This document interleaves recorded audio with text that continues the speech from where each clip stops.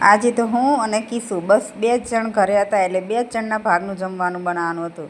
મેં ફટોફટ લોટ બાંધ્યો ને તો કીસુ તો એના પપ્પાના પાછળ રોતી રોતી ગાડીમાં બેસી ગઈ, પપ્પા મારે તમારા જોડે આવવું. તો પછી એના પપ્પાએ ઉતરીને એને પણ થોડી ફોહ લાવીને નીચે ઉતારી, પછી ઘરમાં મૂકવા આવતા હતા. જો નીચે પાછળની સીટમાં બેસી જઈએ પપ્પા એને પપ્પા ઉતારે રહ્યા નીચે.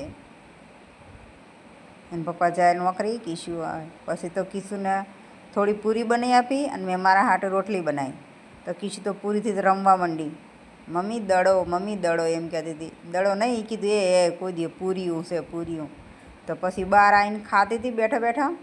તો મમ્મી મને તો કે તડકો લાગે. તો બસ એને તો આવી રીતના મેં નાનો એવો સોયલો કરી આપ્યો, તોય રાડું પાડે. એને બસ એને આ રીતના રાડું પાડવી જ ગમે. પછી તો આ એની બેનપણીઓ, આ મારી ભણી છે ને આ એની ફ્રેન્ડે. તો કીસુને તો તૈયાર કરવા માંડી પડ્યા. અને અમારા કીસુને બહુ શોખ છે મેકઅપનો.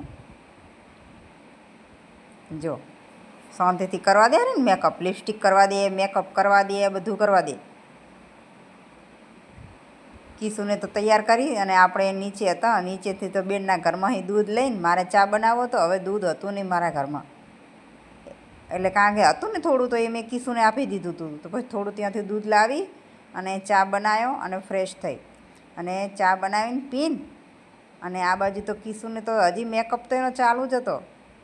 તો હું ચલ ત્યારે કીધું હું તો દૂધ લઈને હું તો ચા બનાવું. ફટોફટ પાછું આપણે તો ફ્રીજમાં દૂધ રાખીને અને ત્યાં સુધી તો આ બેનને તો એક નવું જ રૂપ આપી દીધું. આ છોકરીએ તો તૈયાર કરી નાખી. બસ હવે શું કરવાનું મારે કહો. તો બેન તો ગરબા ગાવા માંડ્યા. અહીં આખો દી આમ જો તૈયાર થઈ છે ને, ઝૂમ ઝૂમ ઝાલર વાગે છે અહીંયા તો. એ નોટંકી, ઓહો આ તો એક્સપર્ટ બની ગયા હે ભાઈ. કેવું કરે પાછી તો. હા ફેર ફુંદરડી. કીસુભાઈ સરસ તૈયાર થઈ ગયા તો. આ તો રૂપનો કટકો કેવા એવા હે. પછી તો નીચે એની માસીને જઈને બતાવવા ગઈ હતી, પણ એની માસી દુકાને હતી. પછી અમે ગયા બજાર જઈને આવું થોડું મટીરિયલ લેવાનું હતું.